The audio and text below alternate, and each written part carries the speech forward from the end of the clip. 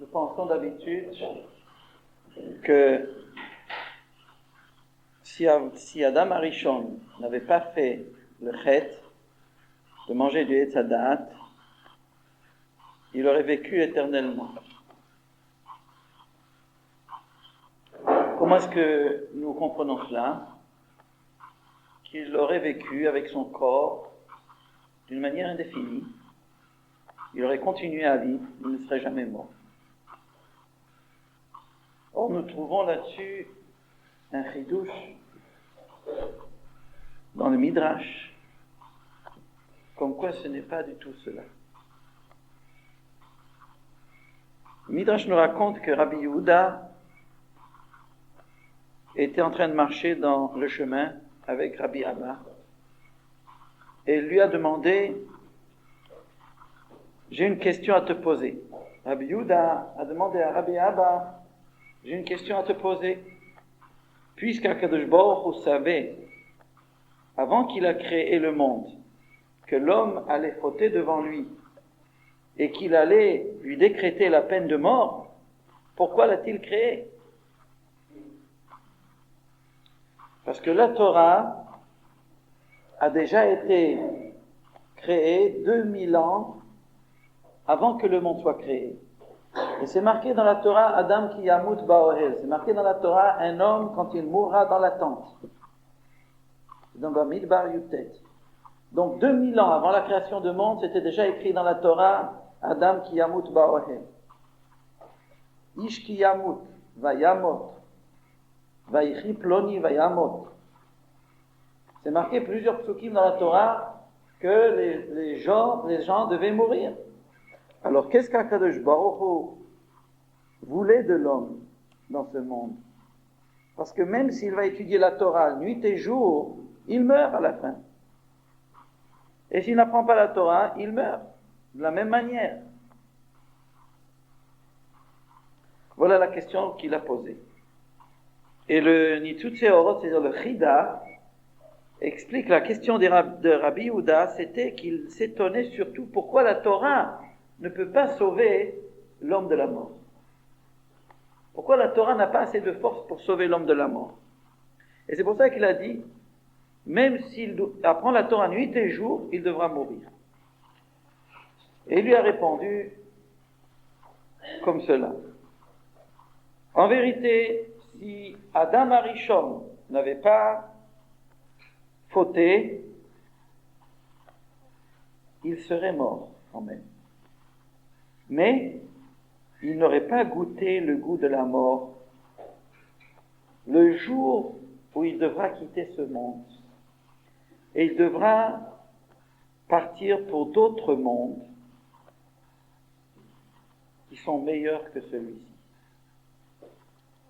Seulement, parce qu'il a fauté, il goûte le goût de la mort avant de monter dans ces mondes.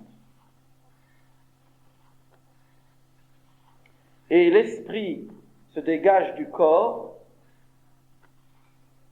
le corps reste ici en bas et l'esprit monte en haut.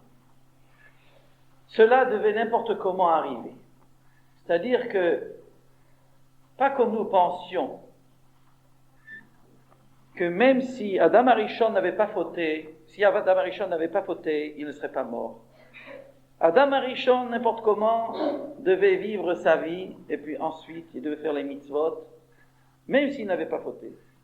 Ensuite, il aurait dû quitter ce monde pour le Olam Haba. Même Adam Arishon, même s'il n'avait pas fauté. La seule différence entre Adam Arishon, Kodem Achet, Adam Arishon avant qu'il ne faute, et Adam Arishon après qu'il faute, c'est simplement comment il va mourir, de quelle manière il va mourir. Est-ce qu'il va mourir en souffrant, en s'attristant, en ayant peur, en s'inquiétant? C'est ce qu'on appelle le goût de la mort. C'est ce qu'il appelle ici le goût de la mort. Est-ce qu'il va goûter le goût de la mort ou est-ce qu'il ne va pas goûter le goût de la mort?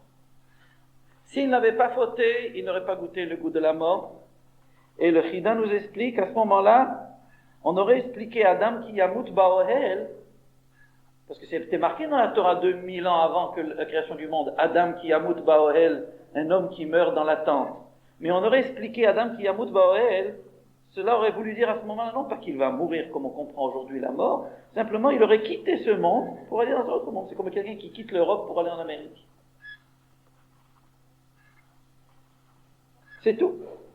La notion de mort n'aurait pas existé. Tout le mot que cela comporte, avec toute la peur que cela, pachad mavet, on dit. On dit une grande peur, on dit la peur comme une peur de la mort. Cela n'aurait pas existé. Les pleurs, que les gens pleurent lorsque quelqu'un meurt dans la famille, là, les nous, ça n'aurait pas existé. Les gens n'auraient pas pleuré. Celui qui quitte ce monde l'aurait quitté avec sérénité, comme s'il quittait. C'est comme quelque chose qui doit être comme cela. Ce n'est pas un accident, ce n'est pas quelque chose qui est malheureux, un événement malheureux. Simplement, il quitte ce monde, une fois qu'il a fait toutes les mitzvot, il quitte ce monde. C'est comme quelqu'un qui est parti, disons, à l'étranger, il a fait des bonnes affaires, il revient à la maison avec un paquet plein d'argent. Lorsqu'il reprend l'avion pour revenir à la maison, est-ce qu'il y a lieu de s'attrister, d'être malheureux? Pas du tout. Qui est-ce qui a amené dans le monde cette notion de mort comme étant un événement malheureux? C'est le chet d'Adam Arishon. Cela nous devons expliquer. Qu'est-ce que le chet? Qu'est-ce qu'il y avait de si terrible dans le chet pour que cela amène le goût de l'amour? Nous trouvons dans le Rabbeinu Yonah, Shaarei Teshuvah, il nous dit Nefesh Arasha, l'âme du méchant, Asher Kol Ta'avato, dont tout le désir, le Cheptze Aguf Bechayav, tout le désir de ce rachat, c'est pour les désirs de son corps pendant la vie. Venifredet me'avodat aboré, et le désir de ce rachat est tout à fait séparé de servir Hachem. Venivdelet mishor Hasheya, et il est séparé des racines de la avodat Hashem. Il n'a aucune shaykhout, il n'a aucun rapport avec la avodat Hashem. Tout ce qui l'intéresse, c'est manger et boire, c'est les ta'avot ha'olam hazeh, et il n'a aucune notion de ce que c'est que avodat Hashem. Ce nefesh, cette âme, après la mort, devra retourner à l'endroit de sa table. Qu'est-ce que c'est que nefesh? On parle de nefesh. Nefesh, c'est le ratzon. C'est ce que l'homme veut. Lorsque l'homme quitte ce monde et son esprit quitte le corps, rien ne change. Le même désir, les mêmes volontés qu'il avait lorsqu'il vivait, ces mêmes désirs restent tels quels et ne changent en rien du tout. Rabbi Israël Salanter nous le dit explicitement dans ses lettres. Dans Or Israël, il nous dit c'est le moi avec tout ce que le moi désire. Le moi reste intact après la mort. La notion de moi avec la notion de ce que je veux, ce que j'aime, cela reste exactement la même chose après la mort.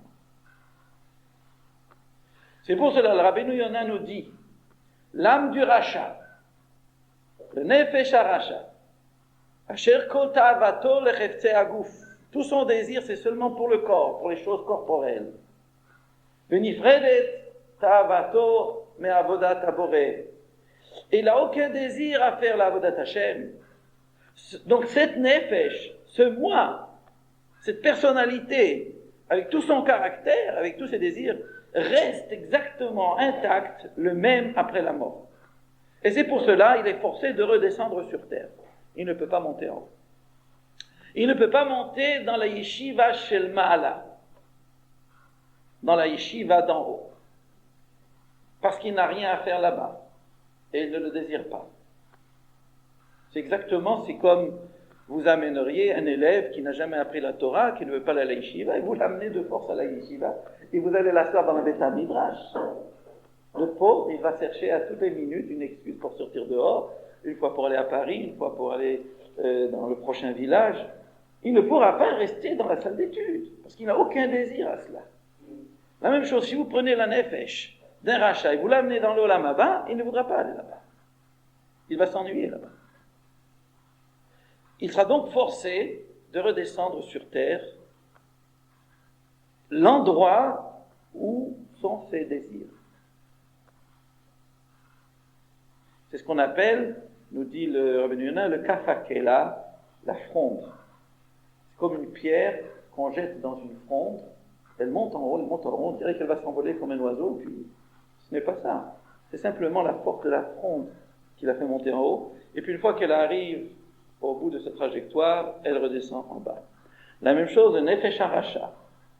On le montrera en haut, dans le olam haba, pour lui montrer qu'est-ce qu'il a perdu en choisissant les ta'avot ha'olam hazeh et en délaissant le olam haba, pour lui montrer la différence, et ensuite, il redescendra en bas comme la pierre qui doit forcément retourner en bas. C'est pour cela. Les Chazal nous ont dit, ça aussi c'est rapporté dans Rabbeinu Yonah, Retzoncha shelo tamut. Si tu veux ne pas mourir. Et qui est-ce qui veut ne pas mourir? Comme la Gemara nous raconte, un chacham de la Gemara est sorti dans la rue, il a dit, qui veut l'élixir de vie? Qui veut l'élixir de vie? Alors tous sont venus, ils ont dit, nous voulons acheter, qu'est-ce que c'est? Et il a dit, un pasouk, Mi ya'ish echafet chaim, qui est l'homme qui veut la vie? Ohev yamim lirot tov, qui aime les jours pour voir le bonheur. Netzor leshoncha mera usfatecha midaber merma. Mi ya'ish echafet chaim, qui est l'homme qui veut la vie? Vous voulez la vie? Alors tout le monde est venu, vous voulez la vie? Tout le monde est venu pour écouter ce peut-être qu'il allait vendre une bouteille de sirop. Il a dit non, il leur a dit un pasouk. Mi haïsh echafet chaim, oev yamim lirot tov, nitzor leshoncha mera, usfatecha midaber mera. Sur mera ve'aseh tov. Sur mera ve'aseh tov, vakesh shalom ve'rodfei. Qu'est-ce que le pasouk nous dit là? Il faut s'habituer à aimer à faire le bien, à aimer à faire le shalom, chesed, tov, pas faire le mal à l'autre, en aimant avoir un bon cœur, un cœur généreux. Voilà l'élixir de vie. Si tu veux ne pas mourir, alors je reprends ce que j'ai dit tout de suite. Si tu veux ne pas mourir, et tout le monde ne veut pas mourir, quelle est la etza? Quel est le conseil? Mut achelot amut. Meurs avant de mourir. Et le Rabbeinu Yonah explique. Qu'est-ce que cela veut dire, meurs avant de mourir? Détache-toi des ta'avot du olam hazeh avant qu'on t'en détache contre ton gré. Si tu veux ne pas mourir, qu'est-ce que c'est mourir? Quel est le regret de mourir? C'est le regret de se séparer des choses qu'on aime.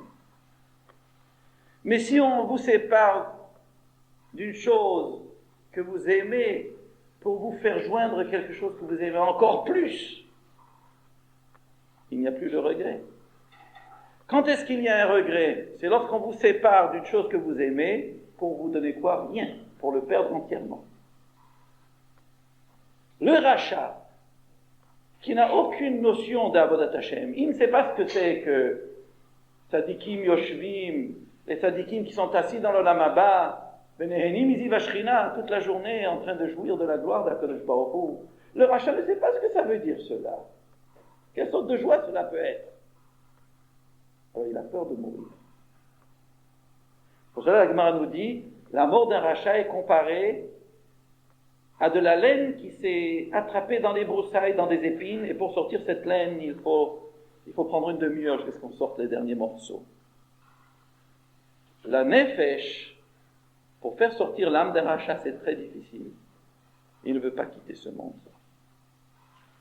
Le tzaddik, la Gemara nous dit, c'est comme si on enlève un cheveu du lait. C'est très facile. Pourquoi c'est plus facile pour le tzaddik que pour le rachat? Le Zohar nous dit, l'âme du tzaddik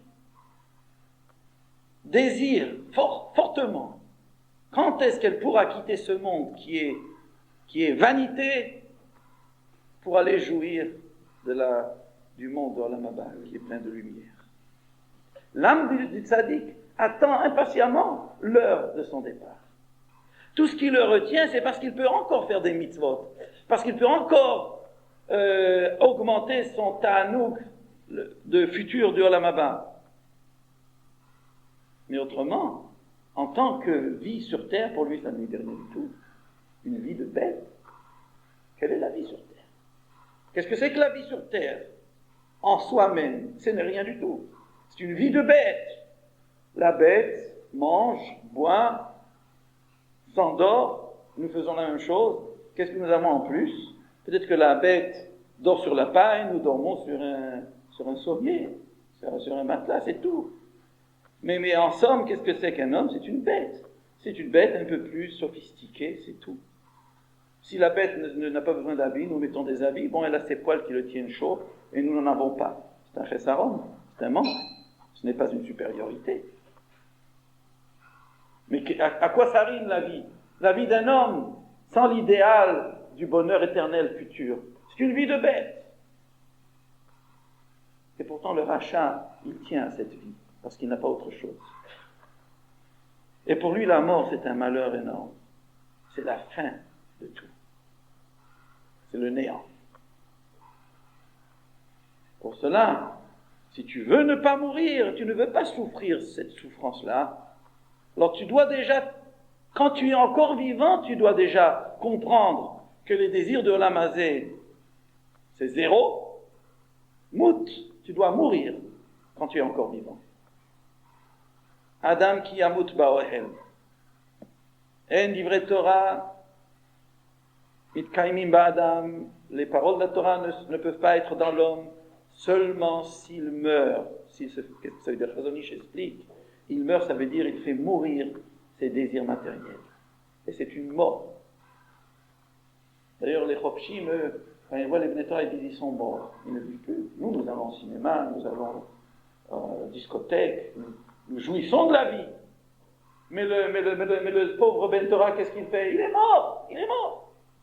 Il y a un élève de la yeshiva qui est parti, qui a quitté la yeshiva, ensuite il est parti à l'armée en Eretz Israël. Après il a voulu retourner, mais après l'armée Rabbi n'a pas accepté. Moi j'ai parlé avec lui avant qu'il abandonne la yeshiva, j'ai essayé de l'influencer pour qu'il reste encore, et il m'a dit exactement la même chose. Il m'a dit, depuis que je suis rentré à la yeshiva, je suis mort. Quand j'étais à Tel Aviv, je pouvais acheter du falafel, je pouvais rentrer au cinéma, je vivais. Mais maintenant je suis mort. C'est pour ça qu'il m'a dit exactement les mots. Je vous cite les mots, je ne fais pas d'exagération. Je suis mort. Depuis que je suis allé chez je suis mort.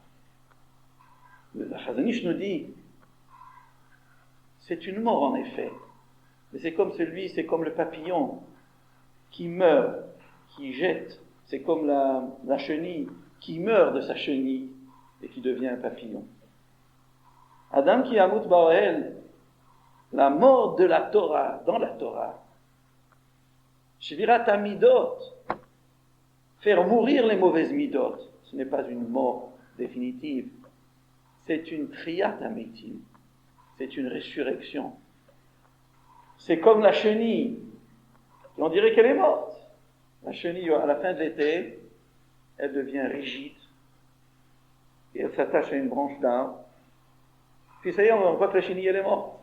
Elle n'est pas morte. Seulement en apparence. Mais au printemps, vous la regarderez, elle s'en trouve, et un papillon sort, et flotte dans l'air. La même chose avec cette sorte de mort-là. Quand nous faisons Shvirat hamidot, quand nous faisons Shvirat hata'avot, d'autres gens diraient, on vous tue, vous mourrez, vous êtes mort ici. Oui, c'est la mort de la chenille, mais ce n'est pas une mort. Nous délaissons un monde pour en avoir un autre plus beau. Si tu veux ne pas mourir, alors meurs avant de mourir. Et vous qui ne comprenez pas cela, qu'est-ce que vous avez, vous? Combien d'années vous avez à vivre cette vie de bête? Quelle consolation avez-vous dans le futur? Comment pouvez-vous sortir de votre angoisse, de cette angoisse qui pèse sur vous tous les jours de votre vie?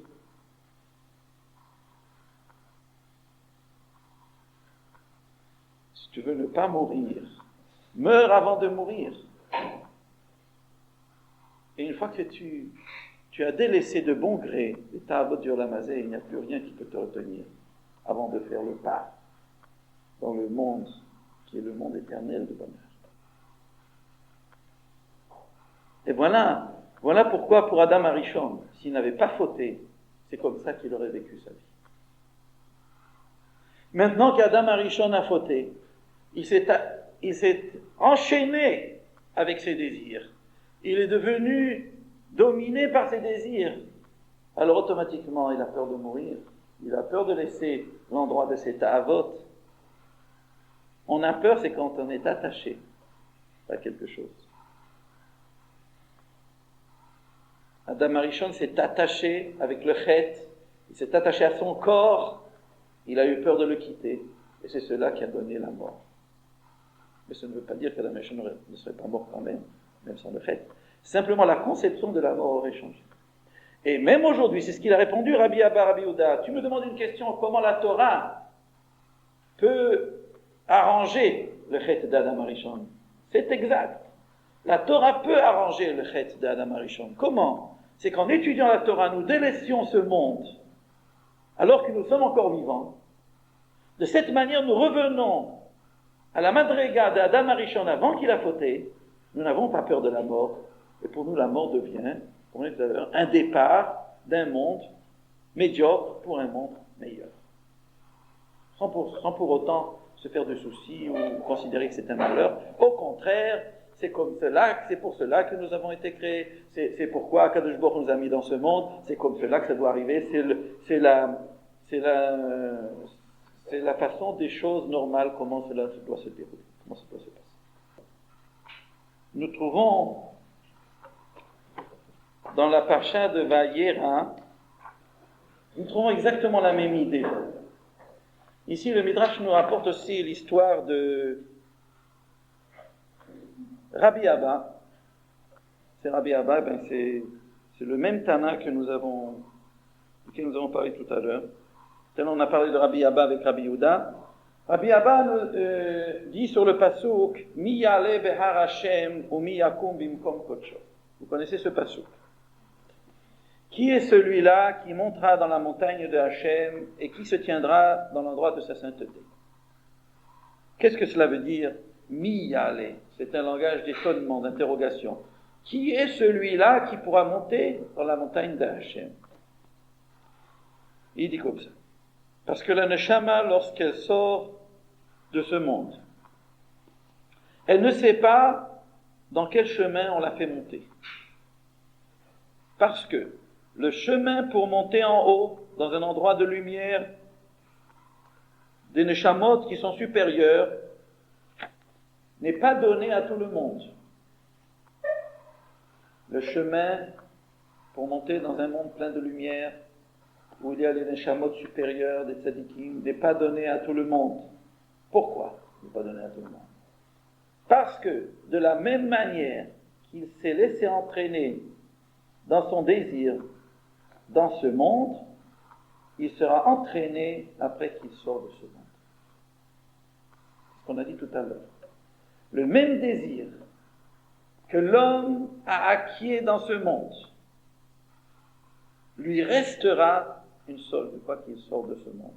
Et c'est pour cela que David Ameler s'étonne et demande, avec un gros point d'interrogation, Mi yale behar Hashem, qui montera dans la montagne d'Hachem, ou mi yakum bimkom kodsho, et qui tiendra dans l'endroit de sa sainteté? Et la réponse, Mekir hapayim uvar levav, celui qui a le cœur propre, celui qui a un désir de bien, un désir de Hachem. Mekir hapayim, c'est dans le geste, uvar levav, c'est dans la pensée. Asher lo nasa lashav nafshi, Il n'a pas fait monter son âme, son ratson, son désir pour des choses de chav, des choses qui ne valent rien. Et il continue, il dit, regarde, si l'homme s'entraîne derrière Akadosh Baruch Hu et derrière son amour, dans ce monde, après, lorsqu'il sort de ce monde, il est entraîné aussi vers lui. Vous entendez ce qu'il dit là? Celui qui est entraîné, qui s'entraîne, qui entraîne son désir à vouloir l'amour d'un Hachem dans ce monde tant qu'il vit, il sera entraîné aussi vers l'amour d'un Hachem une fois qu'il sort de ce monde. Ce qu'il a dit Rabbi Sallallahu alayhi wa sallam, c'est que le moi ne change pas, le désir, la volonté de l'homme ne change pas. Ce qu'il apprécie dans ce monde, ce qu'il aime dans ce monde, ça lui restera après aussi. Et pour apporter encore un point à l'appui, Rabbi Abba continue, il dit, il nous raconte une histoire.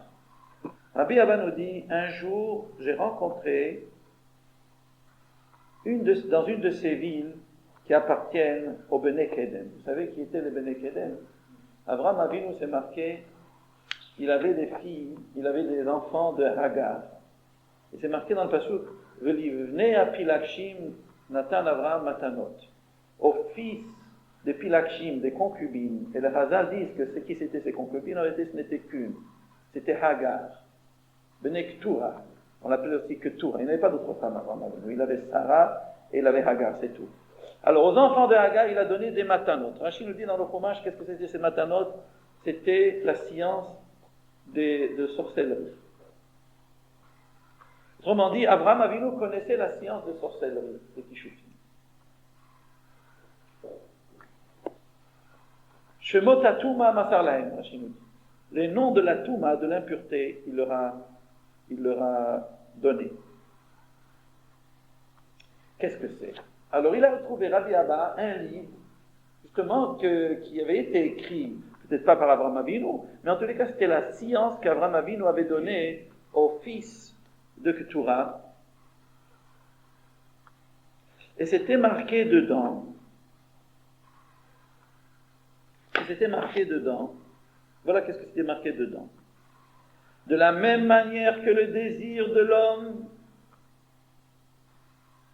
il pense dans ce monde, de la même manière, il entraîne sur lui un esprit d'en haut, comme le désir avec lequel il s'est attaché. S'il s'attache à des choses saintes, à désirer, à vouloir des choses saintes, on lui envoie du ciel aussi un esprit saint.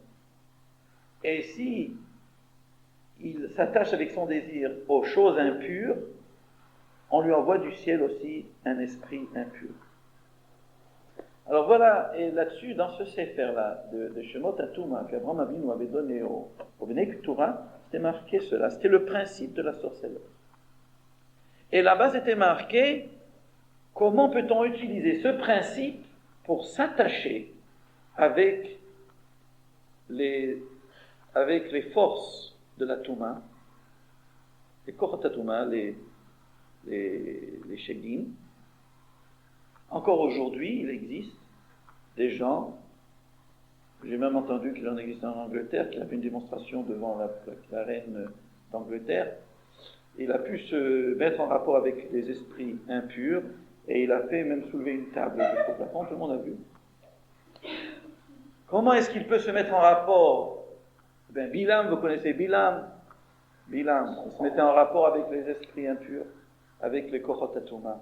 Comment est-ce qu'il se mettait en rapport avec les esprits impurs? C'est en se s'impurifiant d'abord lui-même. C'est pour ça que nous trouvons les sorciers, ils allaient dans les cimetières, ils parlaient avec des os de mort dans la bouche. Tout ça. Bilam, il utilisait son ânesse, qui est un animal impur.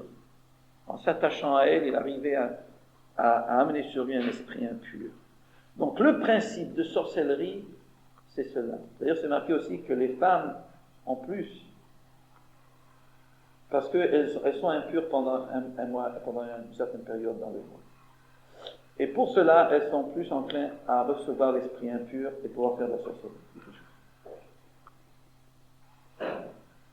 Donc, nous voyons ici le principe le principe dans cette chorma-là, de Shmot HaTouma qu'Abraham Avinu avait donné au Bnei K'tuva, le principe se base sur ce que nous dit Rabbi Israël Salanter, que l'homme, avec la manière comment il s'exerce à vouloir quelque chose, si cette chose, il s'exerce à vouloir du bien, on lui envoie un Ruach HaKodesh, on lui envoie un Esprit Saint.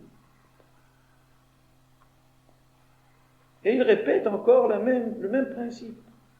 De la même manière comment il s'est entraîné dans ce monde, quand il sort de ce monde, il s'attachera à la même chose. Alors Rabbi Abba leur a dit, ce que vous dites là, c'est vrai.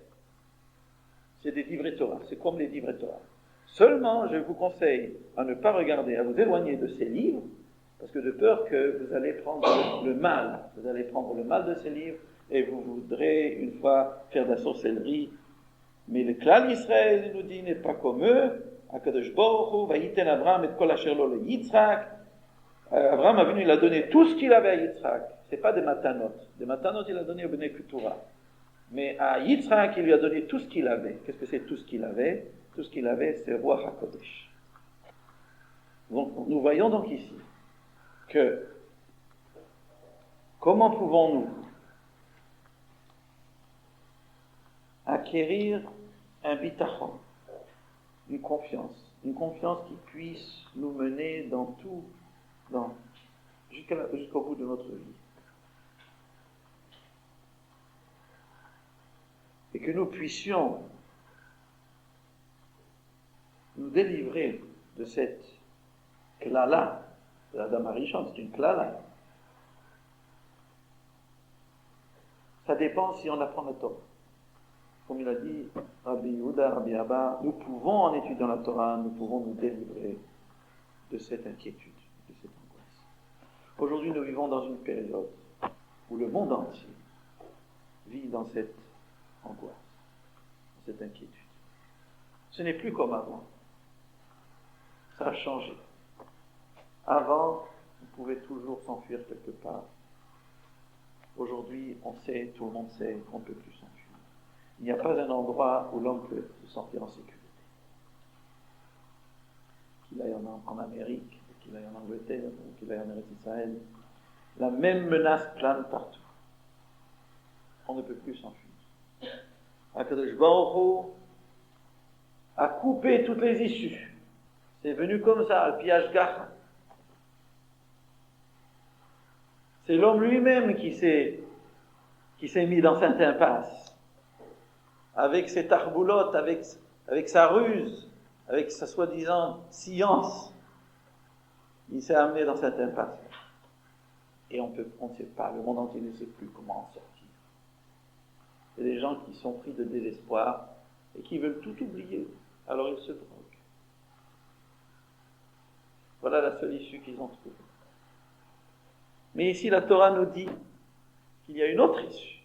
Nous dit Rabbeinu Yonah, à Manos, l'issue, la fuite, c'est la tchouva, c'est le repentir. Et dans quel sens le repentir? C'est une sécurité, c'est une assurance sur la vie.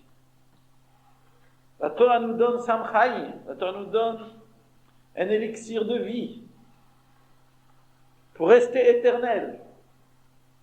Mais rester éternel, ça ne veut pas dire rester dans notre coque pour l'éternité. Rester dans ce corps qui n'est en fin de compte qui n'est qu'un morceau de terre. Ce n'est pas ça l'éternité. Rester vivre éternellement dans sa peau, dans son corps, en chair et en os, ce n'est pas ça l'éternité. L'éternité, c'est ce que l'homme pense, c'est ce que l'homme désire. Si l'homme désire une chose éternelle, si l'homme désire le bonheur absolu, la dvekut b'Hashem, alors il est éternel. C'est ça la vraie éternité. Parce qu'il sait que ce qu'il veut, c'est éternel. Comme il a dit David HaMelech, Va'ani kirvat Elokim lito. Pour moi, l'approche de Dieu, c'est le seul bonheur. Parce que David HaMelech a réussi, à force de privation, comme la Gemara nous dit, à force de ta'aniyot. Mais ta'aniyot, ce n'est pas seulement des jeûnes. Ta'aniyot, ça veut dire toutes sortes de souffrances. Autrement dit, toutes sortes d'Amida Benisayon. On avait parlé la semaine dernière que la vraie Ita'alut, c'était Amida Benisayon. Comment la vraie Ita'alut, c'est Amida Benisayon? C'est parce qu'une Amida Benisayon, c'est une privation un peu du Olam Hazé. On est marqué un peu du Olam Hazé. Et c'est comme cela que David Ameler a réussi à tuer le Yetzer Hara, selon le langage de Chazal. Il a tué son Yetzer Hara, il n'avait plus de Yetzer Hara. Mon cœur est vide en moi, il a dit. Tout le monde a deux cœurs, un Yetzer Tov et un Yetzer Hara. David Ameler a dit, mon cœur est vide, je n'ai plus de Yetzer Hara. Comment est-ce qu'il a vidé son cœur? Avec des ta'aniot, avec des privations. Ça ne veut pas dire qu'il faut jeûner, il faut se faire souffrir avec des sigoufim. Ça veut dire simplement qu'il faut être homme de missionnot. Il faut se priver de ce que l'on veut pour faire les avérotes. C'est simple. Il faut vouloir le bien. Mi ya'ish chafetz chaim, ev yamim lirot tov. Qui est-ce qui veut la vie? Qui est-ce qui veut vivre pour l'éternité? Netzor le shoncha mera. La langue, parler de la médisance, s'éloigner de ce mal, de ce poison. Parce qu'en fin de compte, la langue, c'est la plume du cœur, la langue. Qu'est-ce que c'est? Quand on dit quelque chose avec la bouche, on dit du mal de quelqu'un, c'est parce que dans le cœur, on pense ce mal. C'est sorti par la bouche, mais ça vient du cœur. Sors le shencha mera, usfatecha midaber mirma, de ne pas dire des mensonges. Vouloir la vérité. La vérité, c'est le sceau d'Hachem, Hachem Emet. Vouloir Emet, vouloir ce qu'Hachem est. Sour Mera, fuis le mal. Et Aseto, et fais le bien. Bakesh Shalom, voilà, c'est ça la vie. Avec la Torah, avec les Tikkun Midot, avec les Amida Benisayon, nous avons le pouvoir de devenir éternel. C'est ça, Etraïm. Les Chai Leolam, on a vu dans Damarishan, il a barré le chemin du Etraïm, de l'arbre de vie. Parce que Ve'achal, Ve'chai Leolam. Mais cet arbre de vie, c'est la Torah. Etraïmim amachazikim. Ce même arbre de vie, c'est la Torah. Et V'chai leolam, avec la Torah. Ve'achal, si on mange, si on étudie la Torah, si on s'imbue de ces notions que l'on vient maintenant de dire, ce qui sont les notions de Chazal HaKadoshim, alors certainement nous pouvons nous aussi, V'chai leolam, nous pouvons aussi arriver à ça. Je ne sais pas si vous êtes au courant, mais il est sorti en Amérique dernièrement un livre. Enfin, ça a été publié en France, je ne sais pas si tout le monde a entendu. Ça s'appelle la vie après la mort. Vous avez entendu parler de ça? Oui. Eh bien, exactement, là-bas aussi, justement, c'est basé sur des fêtes, des faits médicaux. Sauf que, naturellement, pour eux, ce n'est qu'avec une certaine limite. Parce qu'en fin de compte, c'est trop, ils ne sont pas morts assez longtemps, disons, pour nous dire exactement ce qui se passe après. Ce sont des gens qu'on avait ressuscités avec les appareils, les machines que nous avons, pour les faire respirer, on les a réanimés. Mais on les a réanimés en fin de compte, donc ils sont restés morts pendant un certain temps, mais pas plus. Alors naturellement, ces gens-là, on ne peut pas toujours se fier à leurs témoignages, mais ce que nous pouvons voir, c'est que le moi reste pendant la mort aussi. Et que non seulement le moi, mais qu'on voit, qu'on entend, comme si on était vivant. Ça, c'est des témoignages qui sont basés sur des faits médicaux. Parce que jusqu'à présent, les gens disaient, on meurt et on n'entend plus rien. Personne n'est revenu de la mort pour nous dire qu'est-ce qui se passe après. On entend des tas de gens comme ça qui le disent. Or, maintenant, cela a été tout à fait contesté, justement par des témoignages de médecins, de leurs malades, qui ont eu un arrêt de cœur pendant plusieurs minutes, qu'on a ressuscité, et qui leur ont dit que lorsque je suis mort, je ne savais pas que j'étais mort, je croyais que j'étais encore vivant. À ce point. Ils voyaient ils voyaient tout, ils voyaient les docteurs, ils voyaient comment ils étaient allongés sur la table. Ils voyaient, ils entendaient.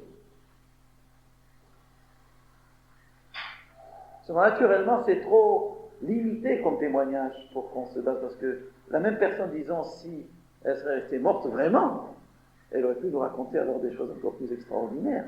Et ensuite, et ensuite, et ensuite, et ensuite.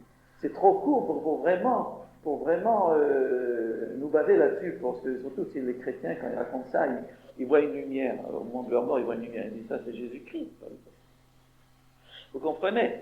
Mais ils ont dit qu'ils ont vu une lumière. Maintenant, qui c'est cette lumière? Ça dépend comment chacun a été éduqué au début. Et par la suite, certainement, il serait rendu compte de son erreur. Mais seulement là, on peut plus continuer, puisque cette personne-là, naturellement, personne n'est mort assez longtemps pour nous dire.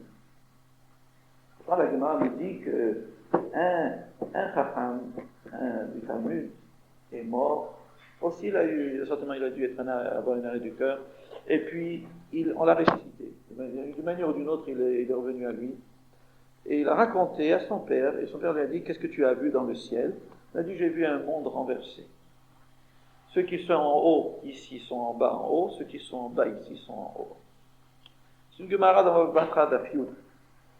Donc, nous voyons qu'il y a des gens qui sont, oui, revenus, pour nous le dire. Moi-même, j'ai eu un témoignage de quelqu'un de ma famille, que je connais, qui à un certain moment d'une opération a eu un arrêt de cœur, enfin une tension artérielle, 0, le docteur a dit qu'elle avait 0, puis on est arrivé à la ressusciter, et ensuite elle a raconté aussi une histoire comme celle-là.